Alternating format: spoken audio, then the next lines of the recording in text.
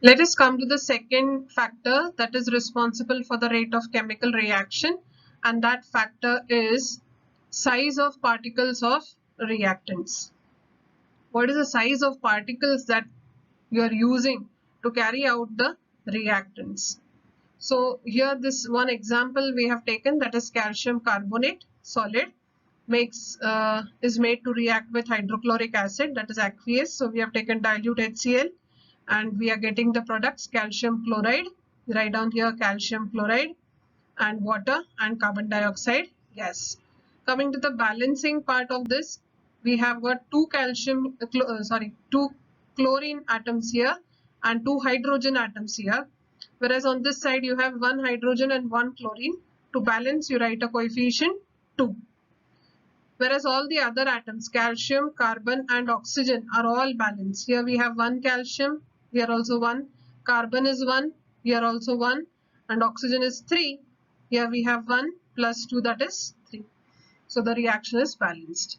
Now the same reaction, in order to understand this factor that we are studying, size of particles of reactants, we have drawn two test tubes here. In one test tube, we have taken pieces of calcium carbonate, and on the other, we have taken powdered CaCO3. So fine powder of calcium carbonate is taken. 10 ml hydrochloric acid, that is dilute hydrochloric acid, is added to both the test tubes. As soon as you add the acid, the reaction starts taking place and the products will be formed. You have to observe whether carbon dioxide gas is evolved faster with powdered CaCO3 or whether it is with pieces of CaCO3. So here we find that the bubbles of carbon dioxide gas are more in this test tube, whereas in this test tube you can see only a few bubbles rising. These bubbles are referred to as effervescence. So these are effervescence. So you have to see the effervescence of CO2. We find that the effervescence of CO2 is more in quantity, or the release of CO2 is faster with powdered calcium carbonate, whereas it is slower with respect to pieces of CaCO3. Now, what is the reason behind it? What is the difference between the pieces that we have taken and the powdered form of calcium carbonate that we have taken?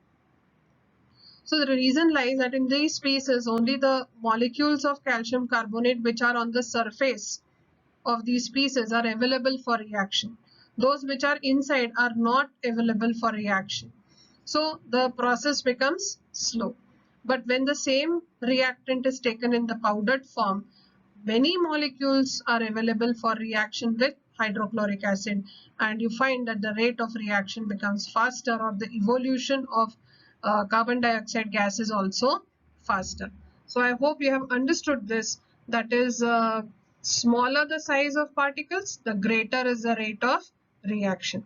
So most of the reactants that we, or the chemicals that we make use of in the laboratory, are in the form of fine powder, so that the rate of reaction can be increased. So with this we conclude that if smaller the size of the particles, the greater or faster is the rate of chemical reaction. This is as simple as you can do it at home by taking granules of sugar and trying to dissolve them in water. And the same sugar, if you have taken it in the fine powdered form and you add it to water, obviously the powdered sugar disappears faster. So this is one more factor that decides the rate of chemical reaction. Now let us go on to the next factor. In this slide, we are studying two more factors that govern the rate of chemical reaction. The first factor that we are studying is concentration of reactants. Let us start with an example. If I want to prepare 10% of hydrochloric acid solution, I would take a beaker with 90 ml water and 10 ml hydrochloric acid will be added to it. This makes my 10% of hydrochloric acid solution. In second beaker, I take 80 ml water and to that I add 20 ml of hydrochloric acid. This makes it 20% of hydrochloric acid solution. Subsequently, if I take another couple of beakers with say 70 ml water and 60 ml water, and to that if I am adding 30 ml hydrochloric acid or 40 in the next one, 40 ml of hydrochloric acid in the another beaker. So what do I get? What am I doing rather? I am increasing the percentage of hydrochloric acid every time. In the first beaker I had 10% HCl, in the second I had 20, third 30, and in the fourth I had 40% of HCl solution. So every time what am I doing is I am increasing the concentration of my reactants. So if I carry out the reaction that we studied in the previous slide, that is calcium carbonate with hydrochloric acid. If I carry out the reaction using 10% HCl, I find that the rate of evolution of CO2 is slowest. But if I carry out the same reaction using 40% HCl, I find that the rate of evolution of carbon dioxide gas has increased. So this determines the concentration factor that is responsible for the rate of chemical reaction. Greater the concentration of reactants, the faster is the chemical reaction. I hope you have understood this factor. That is, higher the concentration of the reactants, faster is the reaction. Fourth factor, temperature of the reaction. Temperature is another important factor. We generally find that reactions take place faster if we heat the reactants. Heating reactants help us to complete a given reaction in a lesser period of time. For example, calcium carbonate does not decompose on its own to give you calcium oxide and carbon dioxide. You need to heat in order to get carbon dioxide and calcium oxide.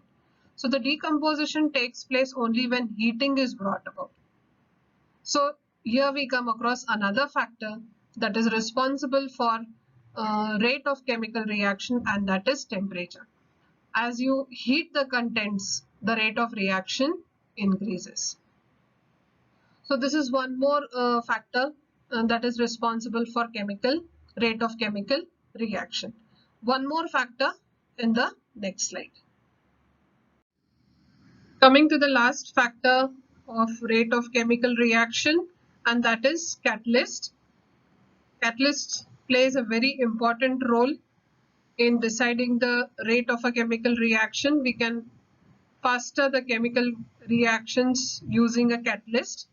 One we have already studied in the beginning of the lesson, that is hydrogenation of vegetable oil.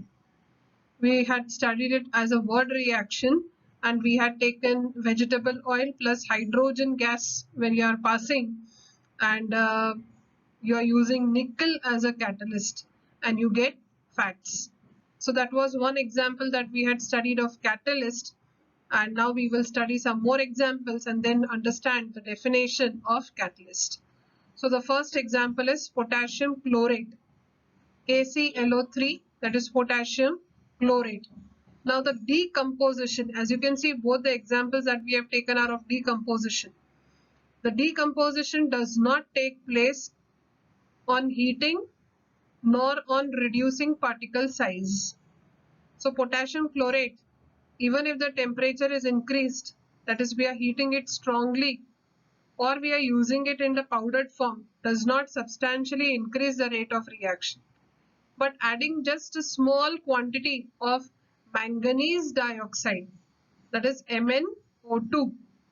So manganese dioxide, if it is used as a catalyst, very small quantity is required and we can substantially increase the rate of chemical reaction, and we can increase the rate at which oxygen is going to be given out.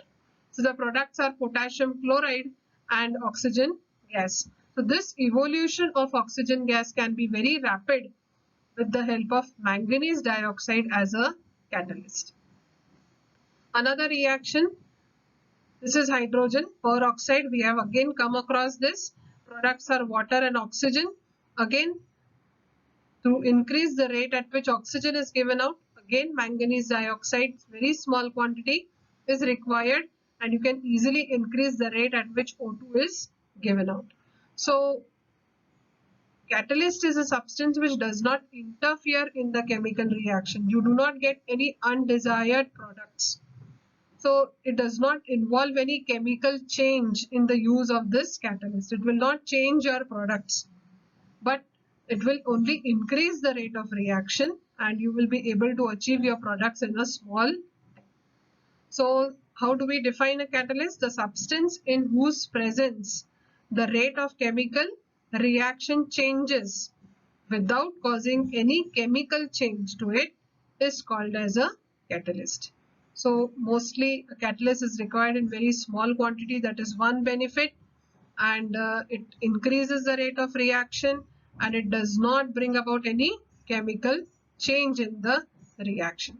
So these are some examples of catalyst, and with this we come to the end of the factors that affect the rate of chemical reaction, and in the next video or in the slide you will be seeing and learning another type of reaction which are called as oxidation reaction, reduction reaction and redox reaction.